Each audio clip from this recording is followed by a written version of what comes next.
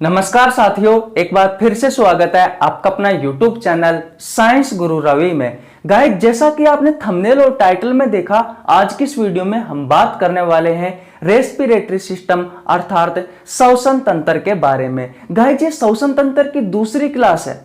मैं आपको बता दूं साथियों, ये वीडियो सभी प्रतियोगी परीक्षाओं के लिए उपयोगी है। गाइज, सेशन में आपको बहुत मजा आने वाला है।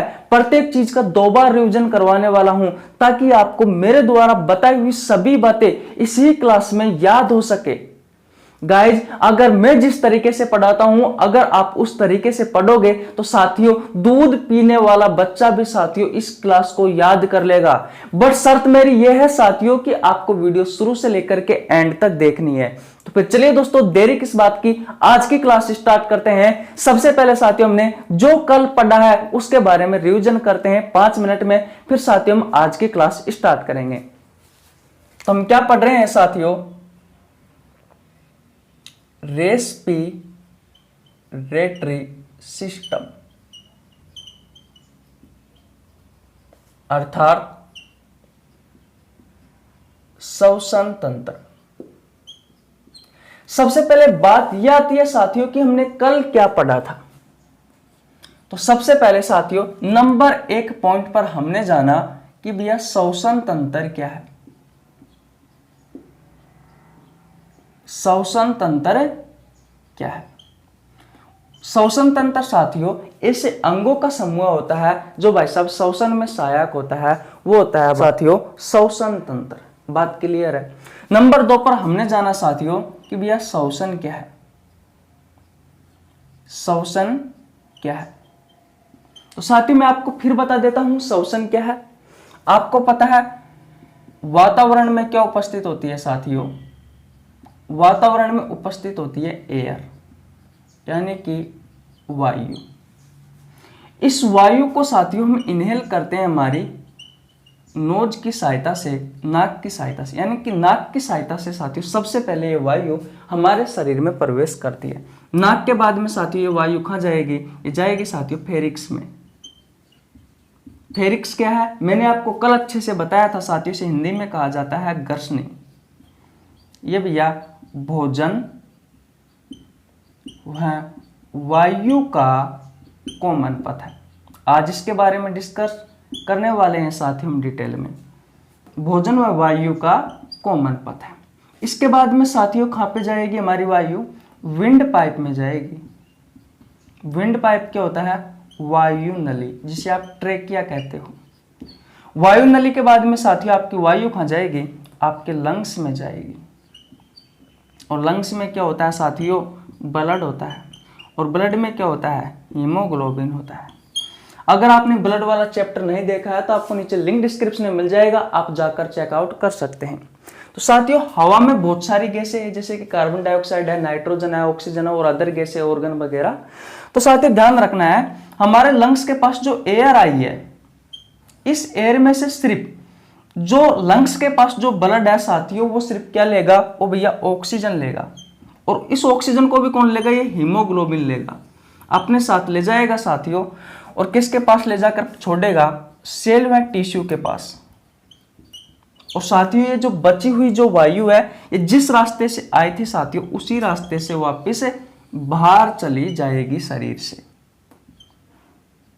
सिर्फ किसको यूज में ली? ऑक्सीजन को यूज में ली। किसने, कौन लेकर के आया? हीमोग्लोबिन लेकर के आया। किसके पास लेकर के आया? सेल व टिश्यू यानी कोशिका और ऊतकों के पास लेके आया।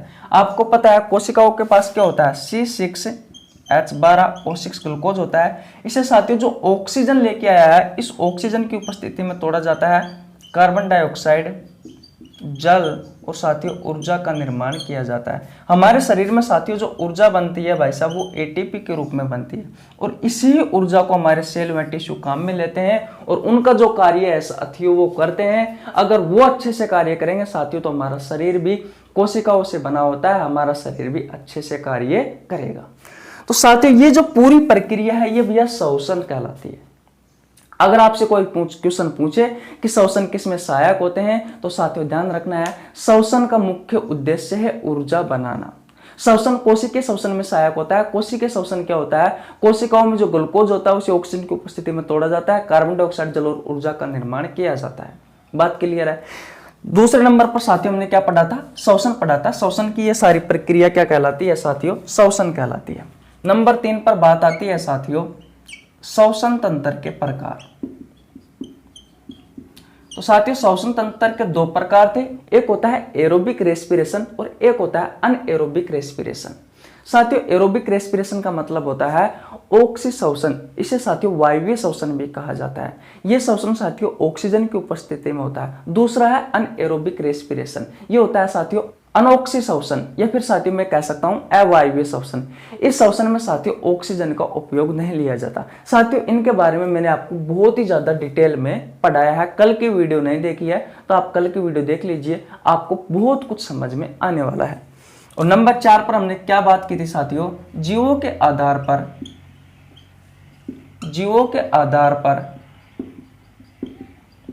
मुख्य श्वसन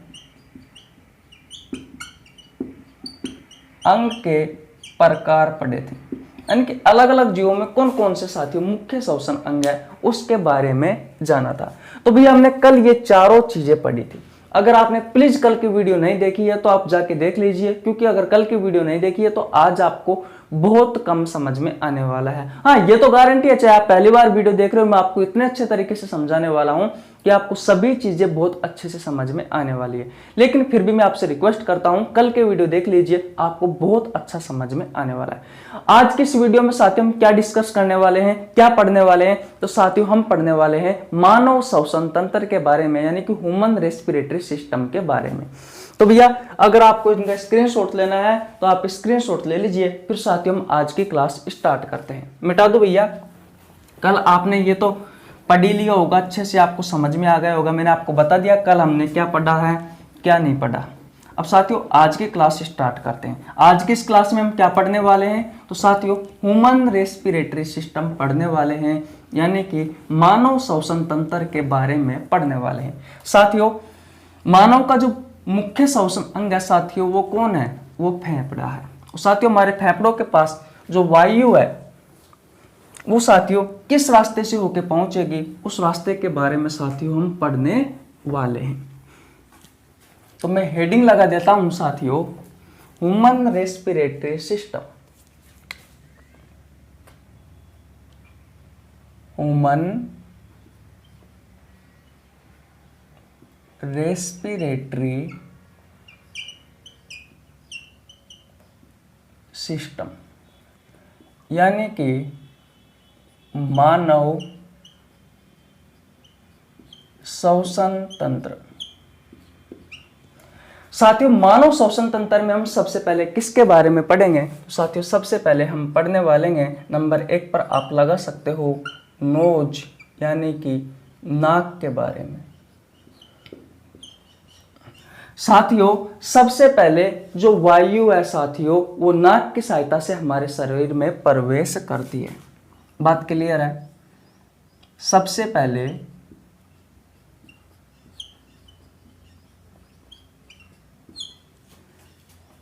वायु नाक की सहायता से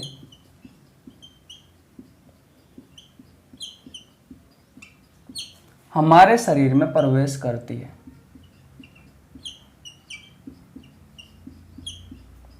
हमारे शरीर में प्रवेश करती है। कैसे प्रवेश करती है? ये वातावरण है साथियों, वातावरण से हम श्वास लेते हैं तो नाक की सहायता से लेते हैं। जैसे नाक की सहायता से साथियों सबसे पहले हमारे शरीर में वायु प्रवेश करी। अब देखिए सीधा जो नाक होता है साथियों, इस नाक में भैया 2 क्या होते हैं? नोज ट्रिट्स होते हैं, यानी कि भैया 2 नासा छिद्र होते हैं, या फिर मैं कह सकता हूं साथियों कि 2 नासा द्वार होते हैं। और इन्हीं नासा द्वार की सहायता से साथियों सबसे पहले वायु हमारे शरीर में प्रवेश करती है। तो इनका मुख्य कार्य क्या है साथियों? वायु को शरीर में प्रवेश करवाना। मैंने कहा कि हमारी नाक में साथियों दो नासा छिद्र होते हैं, एक ये वाला एक ये वाला। दो नासा छिद्र होते हैं, दो नासा द्वार होते हैं, और सबसे पहले हमारे शरीर में साथियों जो वायु होती है इन्हीं नासा छिद्र की सहायता से सबसे पहले हमारे शरीर में वायु प्रवेश करती है। मैंने लिख दिया साथियों, वायु को शरीर में प्रवेश करवाने का कार्य करती है सबसे पहले साथियों ये नासा छिद्र। बात क्लियर है? पहली बात आपको समझ में आई। मैंने क्या बताया? मैंने आपको यह बताया कि हमारी नाक में साथियों दो नासा छिद्र होते हैं, दो नासा द्वार होते हैं, इनकी सहायता से भैया सबसे पहले हमारे शरीर में वायु प्रवेश करती है। बात क्लियर है? अब साथियों इनकी ये जो छिद्र है इनसे होती हुई साथियों हमारी नाक में प्रवेश कर गई। नाक में क्या होता है साथियों? नाक में खाली जगह होती है। जो खाली जगह आपको दिखाई देती है साथियों जिसमें आप अंगुली करते हो वो साथियों है नासा गुहा यानी कि नोजल कैविटी। तो अब नाक में जो खाली जगह होती है साथियों, नाक में जो खाली जगह है इसे कहा जाता है साथियों नोजल कैविटी। क्या कहा जाता है साथियों? नोजल कैविटी कहा जाता है। अब नोजल कैविटी में क्या उपस्थित होता है वो देखो। तो साथियों नोजल कैविटी में तीन चीजें उपस्थित होती है। नंबर एक पर मैं बात करूं साथियों तो ओल्फैक्टरी रीजन, इसे हिंदी में कहा जाता है साथियों घ्राण क्षेत्र। और घ्राण क्षेत्रों का कार्य क्या है साथियों?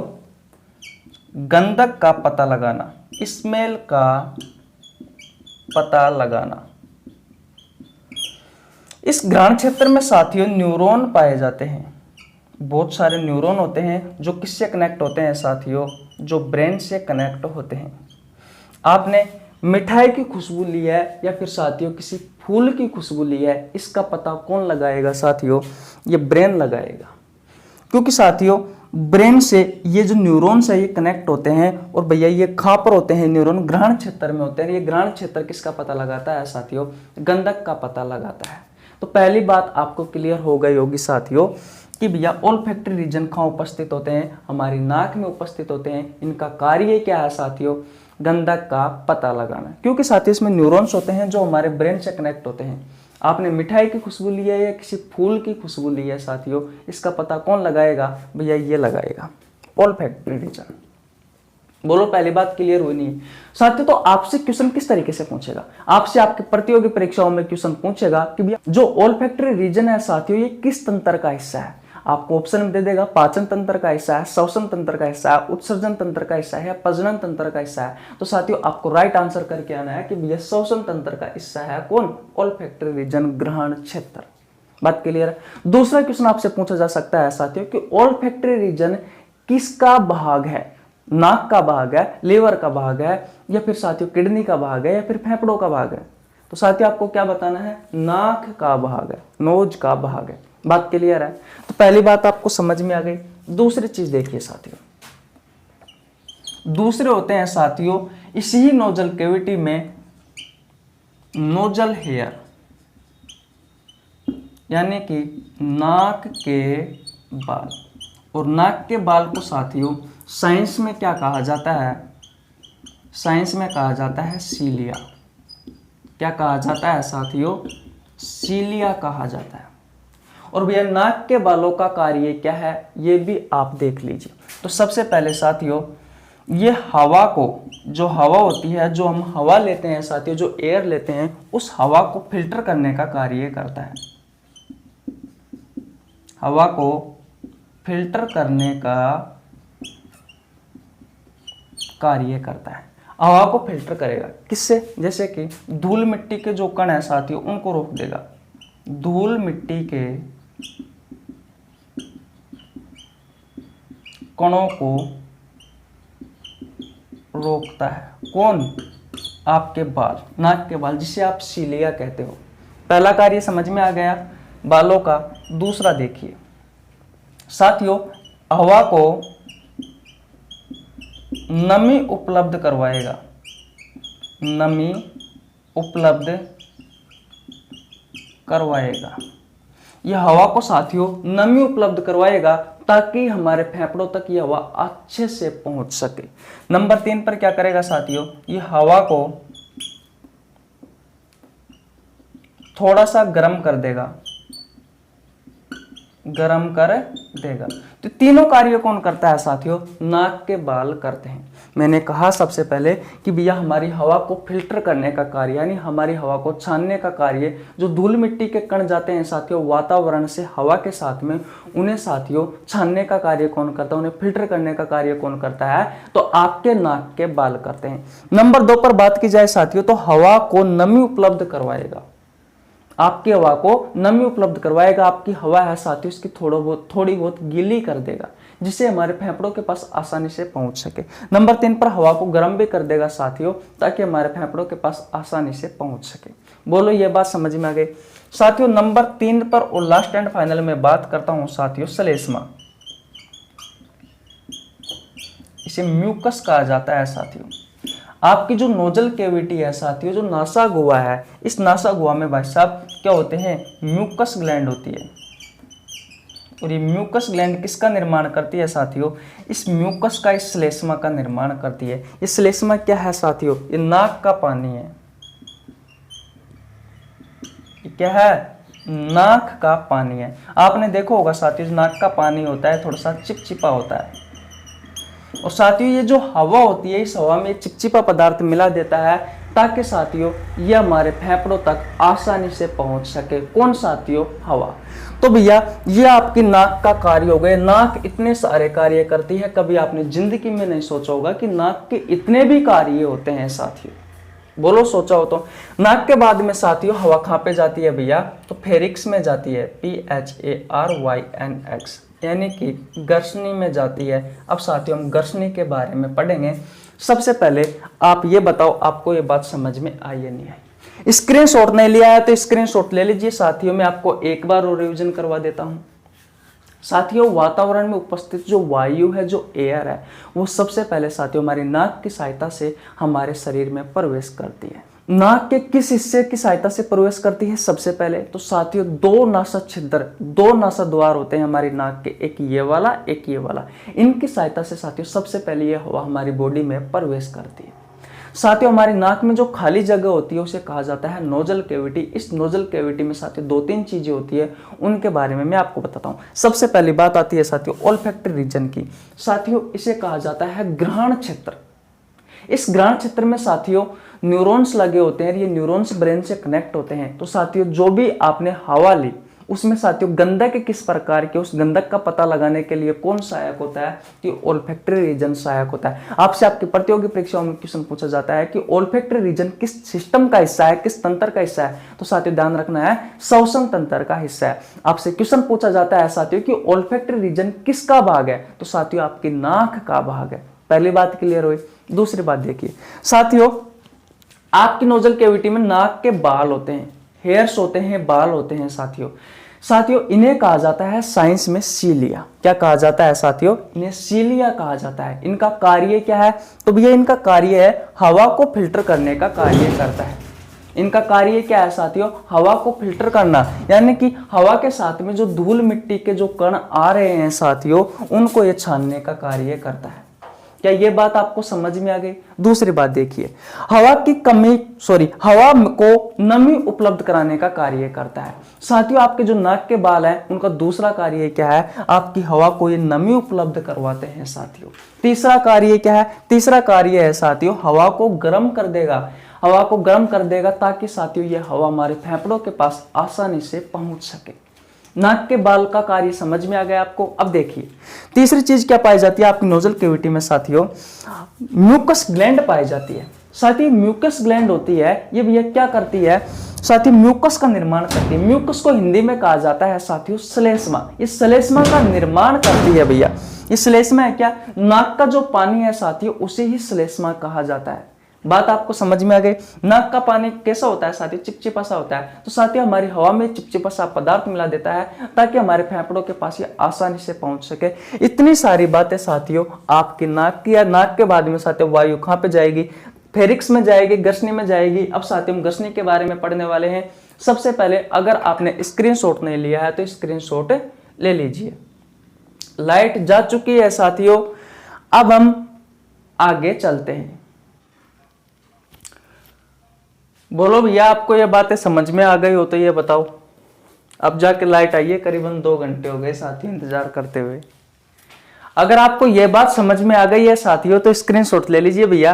अब देखिए नाक के बाद में जो एयर है साथियों वो जाएगी फेरिक्स में, गर्शनी में जाएगी। अब साथियों हम गर्शनी के बारे में डिटेल में पढ़ने वाले हैं। स्क्रीनशॉट नहीं लिया है तो स्क्रीनशॉट ले लीजिए, मिटा दो भैया। ओके,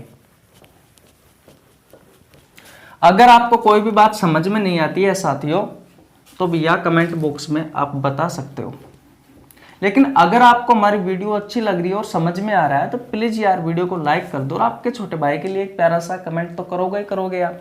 साथ ही साथ में चैनल को सब्सक्राइब भी कर लेना भैया। करोगे ना चैनल को सब्सक्राइब? आपके लिए ही तो कर रहा हूं साथियों, और किसके लिए कर रहा हूं। देखिए भैया जी, नंबर 2 पर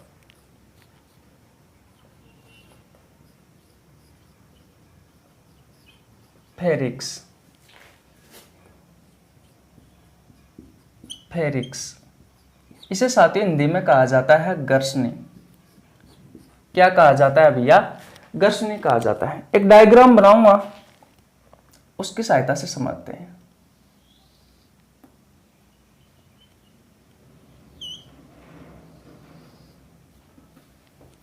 क्या बन गया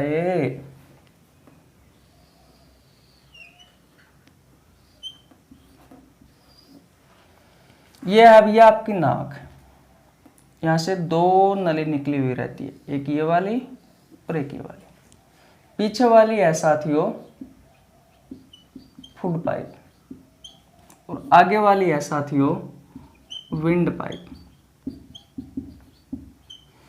जो वायु साथियों हमारे नाक से हमने ली थी वो जाएगी भैया इस विंड पाइप में, और भैया भोजन है जो हमने मुंह से खाया है वो जाएगा भैया फूड पाइप में। तो साथियों बीच का ये वाला जो भाग है, ये वाला जो भाग है साथियों, ये बीच वाला भाग कहलाता है फेरिक्स। ये बीच वाला भाग क्या कहलाता है साथियों? फेरिक्स कहलाता है। तो मैं ये कह सकता हूं साथियों कि फेरिक्स वह हिस्सा है साथियों जहां से वायु और भोजन अपने अपनी नली में से पहुंचने से पहले जिस पथ से यानी कि जिस जगह से गुजरते हैं उस जगह को क्या कहा जाता है साथियों? उस जगह को कहा जाता है फेरिक्स। कहने का मतलब भोजन और वायु का साथियों ये क्या है? कॉमन पथ है। मैं लिख देता हूं ये साथियों भोजन व वायु का कॉमन पथ है। बोलो ये बात आपको समझ में आई या नहीं आई? आ गई हो तो ये बताओ, नहीं आए तो ये बताओ। अब देखिए भैया गर्शनी के बारे में समझते हैं। तो गर्शनी वह हिस्सा है, गर्शनी वह स्थान है, यह वह हिस्सा है जहां से भोजन व वायु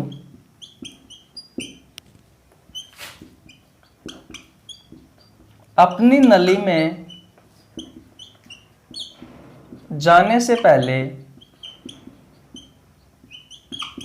जिस स्थान से होकर जाती है, जिस स्थान से होकर जाती है वह स्थान क्या कहलाता है साथियों? वह स्थान कौन सा है भैया? वह स्थान है भैया गर्शनी, फेरिक्स। बात आपको समझ में आई? फेरिक्स क्या है, गर्शनी क्या है? तो भोजन और वायु का साथियों कॉमन पथ है। भोजन नली में भोजन जाने से पहले और वायु नली में वायु जाने से पहले साथियों जिस स्थान से होकर गुजरता है वह स्थान क्या कहलाता है साथियों? फेरिक्स कहलाता है। ध्यान रखना है साथियों, ये जो फेरिक्स है ये भैया पाचन तंत्र में श्वसन तंत्र का उभयनिष्ठ मार्ग है। उभयनिष्ठ मार्ग है। बोलो भैया, आपको ये गर्सनी समझ में आया नहीं आया? फेरिक्स आपको समझ में आया नहीं आया? सबसे पहले वातावरण से साथियों वायु नाक की सहायता से हमारे शरीर में प्रवेश करी, और फिर साथियों नाक के बाद में किस में आया? वायु फेरिक्स में आया। इस फेरिक्स में साथियों वायु आ गई। फेरिक्स क्या है साथियों? तो मैं कह सकता हूं साथियों कि भोजन और वायु का कॉमन पथ है। यह आपकी वायु नली है, यह भोजन नली है। वायु कहां से आएगी? नाक से आएगी, भोजन मुंह से आएगा। दोनों ही साथियों अपनी अपनी नली में जाने से पहले जिस स्थान से होकर के गुजरते हैं साथियों, वो है फेरिक्स। बोलो, आपको समझ में नहीं आए? तो अगर आपसे क्वेश्चन पूछा जाए साथियों कि भोजन और वायु का कॉमन पथ कौन सा है निम्न में से, तो ऑप्शन कुछ भी हो सकता है। तो ध्यान रखना है साथियों, गर्सनी है भैया। बात आपको समझ में आ गई? इतनी बात समझ में आ गई है साथियों, तो अगर आपको लिखना है तो लिख लीजिए, स्क्रीनशॉट लेना है तो स्क्रीनशॉट ले लीजिए, फिर हम आगे चलते हैं। बोलो भैया, अब इसके बाद में भैया वायु कहां पे जाएगी? अब जाएगी भैया लेरिक्स में, LARYNX, लेरिक्स।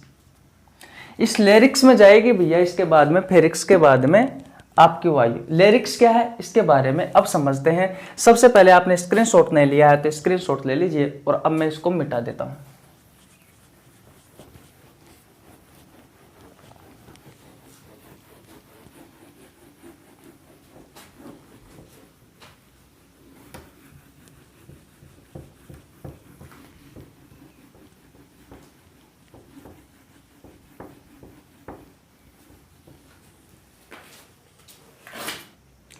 साथियों अब फेरिक्स के बाद में साथियों जो वायु है वो कहां जाएगी भैया? वो जाएगी भैया लेरिक्स में। तो अब हम किसके बारे में बात करते हैं साथियों? लेरिक्स के बारे में बात करते हैं।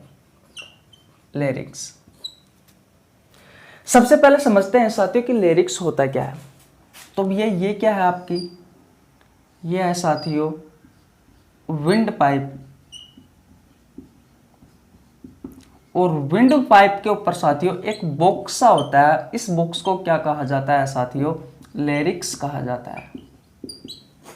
क्या कहा जाता है साथियों? लेरिक्स कहा जाता है। तो मैं लिख सकता हूं साथियों इसे हिंदी में क्या कहा जाता है? लेरिक्स कहा जाता है।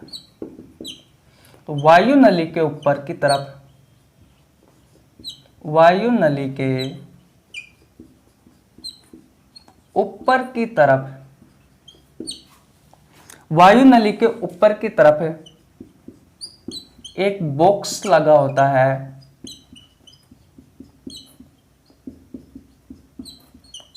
उसे क्या कहा जाता है साथियों? उसे लेरिक्स कहा जाता है। साथियों इस लेरिक्स के और अन्य नाम क्या क्या है वो देखिए भैया। अन्य नाम, इसे साथियों साउंड बॉक्स या फिर साथियों वॉइस बॉक्स भी कहा जाता है। इसे साउंड बॉक्स और वॉइस बॉक्स कहा जाता है। क्यों कहा जाता है साथियों? क्योंकि इसमें साथियों आवाज उत्पन्न होती है। देखिए होता क्या है, जो लिरिक्स है साथियों इसमें पतली पतली,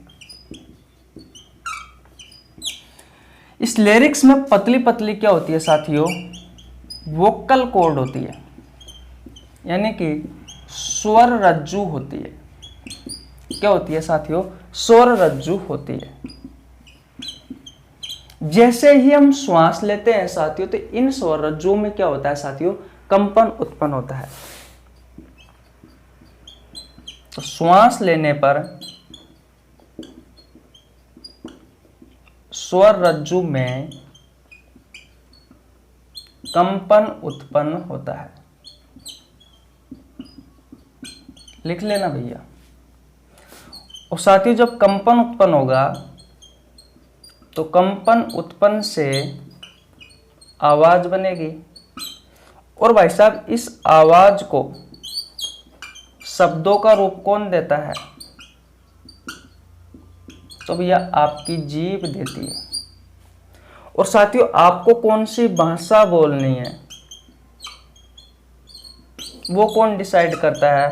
तो वो भैया आपका ब्रेन डिसाइड करता है। इस वजह से साथियों इस लिरिक्स को क्या कहा जाता है? साउंड बॉक्स कहा जाता है। क्या कहा जाता है साथियों? साउंड बॉक्स कहा जाता है या फिर वॉइस बॉक्स कहा जाता है, क्योंकि साथियों इसमें आवाज बनती है।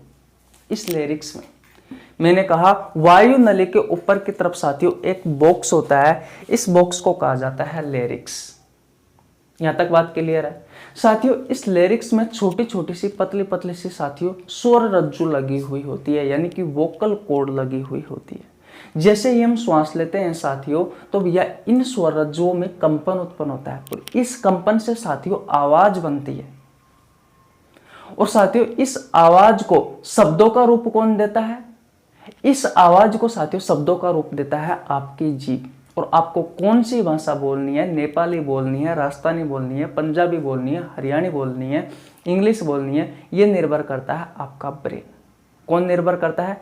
ब्रेन निर्भर करता है। तो बोलो ये बात आपको समझ में आई या नहीं आई? अगर ये बात समझ में आ गई हो तो ये बताओ, नहीं आई हो तो ये बताओ। इसके बाद में बात करते हैं साथियों, आपने देखा होगा कि जो लड़के होते हैं और जो लड़की होती है उनकी आवाज में फर्क होता है। लड़कों की आवाज में बाहरीपन होता है और जो लड़कियों की आवाज होती है साथियों उसमें तीखापन होता है। इसके पीछे के साथियों दो रीजन है। पहला रीजन क्या है वो देखिए। तो साथियों ये जो स्वर रज्जु है, ये जो स्वर रज्जु है, वोकल कॉर्ड है, इस स्वर रज्जु का आकार साथियों लड़कों में बड़ा होता है। लड़कों में बड़ा होता है। कितना होता है साथियों?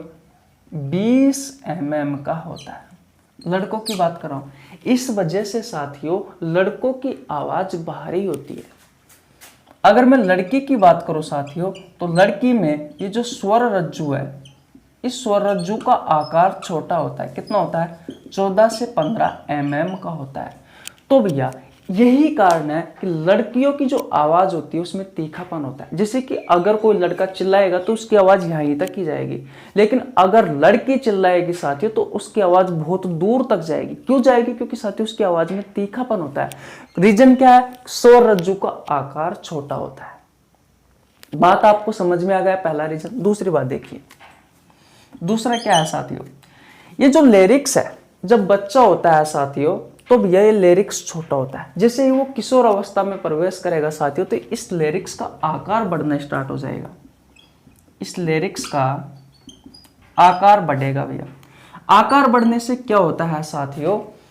आपके गले में एक उभरी हुई संरचना, बचपन में तो नहीं होती साथियों, लेकिन किशोर अवस्था के बाद में साथियों एक गले में उभरी हुई संरचना आपको दिखाई देती है। वो साथियों लिरिक्स का बढ़ा हुआ भाग होता है और इसे कहा जाता है साथियों एडम्स एपल।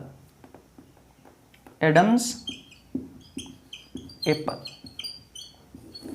इसके कारण भी साथियों लड़कों की आवाज भारी होती है। साथियों एडम्स एप्पल वाली संरचना है साथियों, ये लड़कियों में नहीं पाई जाती।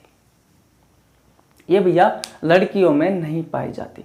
तो आपको ये बताओ ये दोनों चीजें क्लियर हुई या नहीं हुई? सिंपल सी बातें हैं। सबसे पहले मैंने आपको क्या बताया? इस लिरिक्स के बारे में बताया कि भैया ये आपकी वायु नली है। इस वायु नली के ऊपर की तरफ एक बॉक्स होता है, उसे ही क्या कहा जाता है? लिरिक्स कहा जाता है। इस लिरिक्स में साथियों छोटी छोटी सी क्या होती है? स्वर रज्जु होती है, वोकल कॉर्ड होती है। जब हम श्वास लेते हैं साथियों तो इनमें कंपन उत्पन्न होता है, कंपन से आवाज बनती है। इस आवाज को साथियों शब्दों का रूप कौन देता है? आपकी जीभ देती है। और आपको कौन सी भाषा बोलनी है आपका माइंड, ब्रेन डिस्कस करता है, निर्भर करता है ब्रेन को। भैया ब्रेन कौन सी भाषा आपको बोलनी है, इस बात को। यह बात क्लियर है? फिर मैंने आपको दूसरी सिर्फ इतनी सी बात बताई है साथियों कि लड़कों की जो आवाज होती है वो भारी होती है, लड़कियों की जो आवाज होती है उसमें तीखापन होता है। उसके दो रीजन है। एक तो एडम्स एप्पल जो साथियों इस लिरिक्स का बड़ा हुआ भाग, उभरा हुआ यानी कि बड़ा हुआ भाग होता है एडम्स एप्पल। दूसरा स्वर रज्जु का जो लड़कों में जो आकार है साथियों वो बड़ा होता है, लगभग 20 mm का होता है। लड़कियों में छोटा होता है, लगभग 14 से 15 mm का होता है। बस ये दो रीजन है। तो आशा करता हूँ साथियों लिरिक्स भी आपको अच्छे से समझ में आ गया होगा। अब साथियों लिरिक्स किसके ऊपर होता है साथियों? विंड पाइप के ऊपर होता है। तो साथियों अब हम क्या पढ़ने वाले हैं? विंड पाइप के बारे में पढ़ने वाले हैं, ट्रेकिया के बारे में पढ़ने वाले हैं, वायु नलिका के बारे में पढ़ने वाले हैं। तो भैया स्क्रीनशॉट नहीं लिया है तो स्क्रीनशॉट ले लीजिए। बोलो स्क्रीनशॉट ले लिया? आपको वीडियो समझ में आ रही है ना साथियों? अगर आ रही है तो ये बताओ, नहीं आ रही हो तो ये बताओ। आ रही हो साथियों तो प्लीज वीडियो को लाइक कर दीजिए, आपके छोटे भाई के लिए एक प्यारा सा कमेंट कर दीजिए। चैनल पर नया है तो चैनल को सब्सक्राइब कर लेना, बेल आइकन को प्रेस कर लेना, जिससे आपके पास हमारी वीडियो का नोटिफिकेशन टाइम टू टाइम पहुंच सके। अगर ये बात आपको समझ में आ गई है साथियों तो अब हम आगे चलते हैं। मिटा दो भैया। अब हम पढ़ेंगे विंड पाइप के बारे में, ट्रेकिया के बारे में।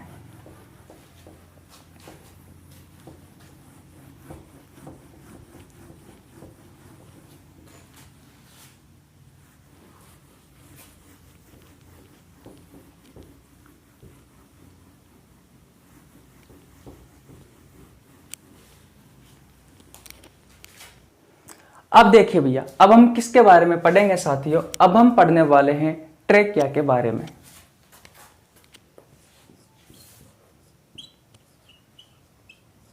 ट्रेकिया, या फिर मैं कह सकता हूं विंड पाइप के बारे में, या फिर मैं लिख सकता हूं वायु नली के बारे में। क्योंकि भाई साहब लिरिक्स के बाद में साथियों जो वायु आती है भैया वो किस में आती है? आपके ट्रेकिया में आती है, आपकी वायु नली में आती है। संरचना बनाते हैं और उस संरचना की सहायता से हम पढ़ने वाले हैं।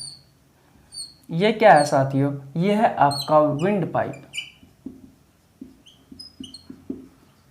तो साथियों मैं सबसे पहले लिख देता हूं कि यह एक पाइप है, यह एक पाइप है।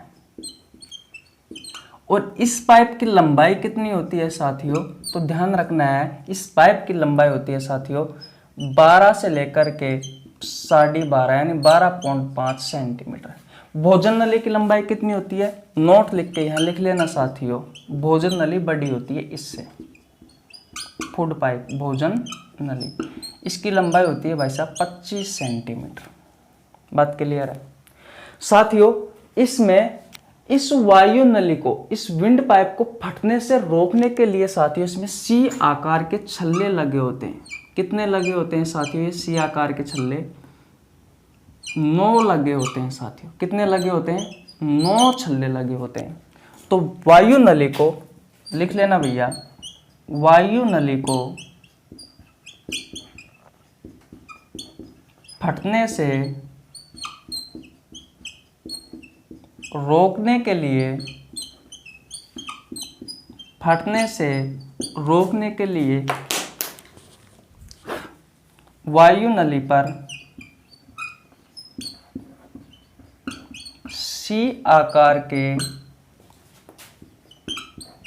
9 छल्ले लगे होते हैं।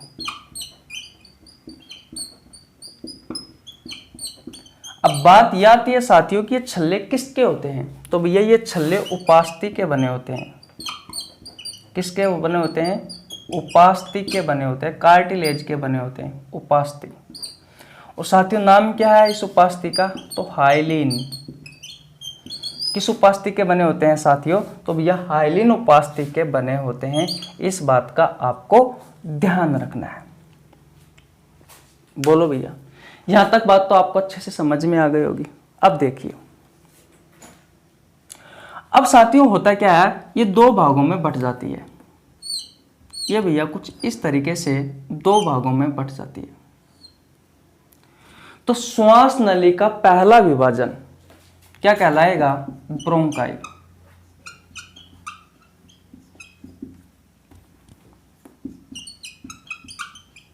ब्रोंकाई क्या कहलाता है साथियों?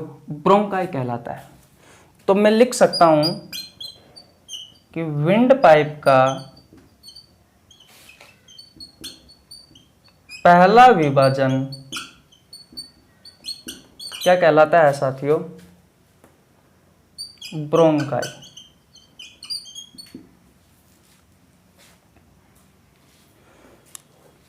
फिर साथियों ये ब्रोंकाई आगे जाकर के साथियों कुछ इस तरीके से अलग अलग भागों में बटी हुई होती है।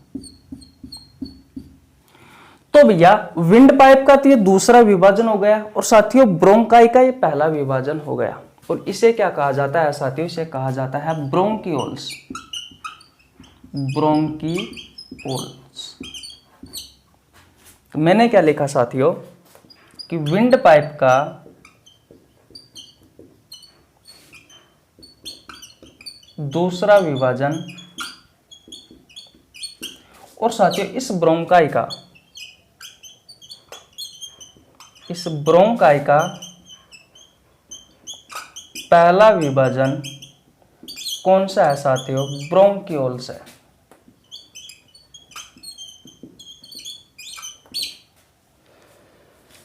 बोलो यहां तक बात आपको समझ में आई या नहीं आई?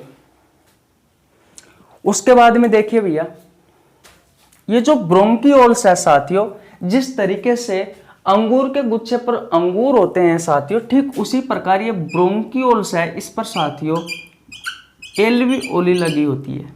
ये क्या है साथियों? ये है भैया एल्वियोली। एल्वियोली, इसे हिंदी में कहा जाता है साथियों वायु कुपिका। तो इसके बारे में तथ्य लिखिए साथियों, मैं दूसरे पेन से लिख देता हूं। तो ये है भैया विंड पाइप का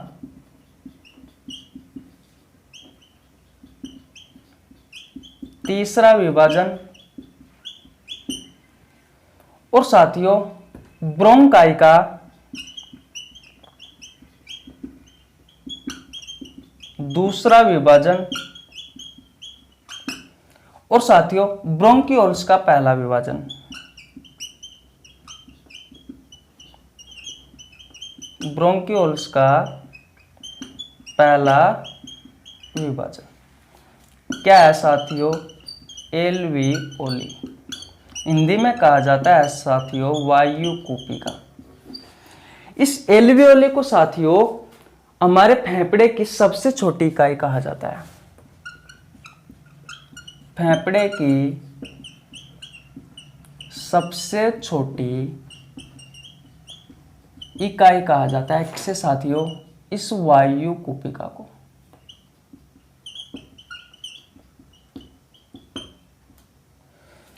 लंग्स क्या है साथियों? एक ऑर्गन है, और उस ऑर्गन में अगर आपसे पूछा जाए कि कौन सी कोशिका पाई जाती है साथियों, तो आपको ध्यान रखना है एल्वियोली कोशिका पाई जाती है, वायु कुपिका पाई जाती है।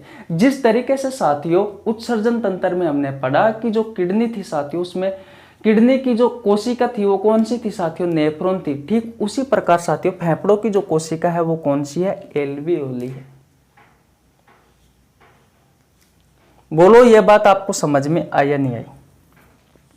यह है साथियों वायु नलिका के बारे में। अगर आपको वायु नली समझ में आ गई है साथियों, तो इसके बाद में हम पढ़ने वाले हैं फेफड़ों के बारे में, जो साथियों अगली क्लास में पढ़ेंगे। सबसे पहले आप ये बताओ कि आपको ये कहानी समझ में आई या नहीं आई? आ गई हो तो ये बताओ, नहीं आई हो तो ये बताओ, एक बार और रिवीजन करवा देता हूं। हम पढ़ रहे हैं साथियों वायु नलिका के बारे में। वायु नली क्या है साथियों? एक पाइप है जिसकी लंबाई होती है 12 से 12.5 सेंटीमीटर, और भोजन नली की होती है 25 सेंटीमीटर। वायु नलिका को फटने से रोकने के लिए वायु नली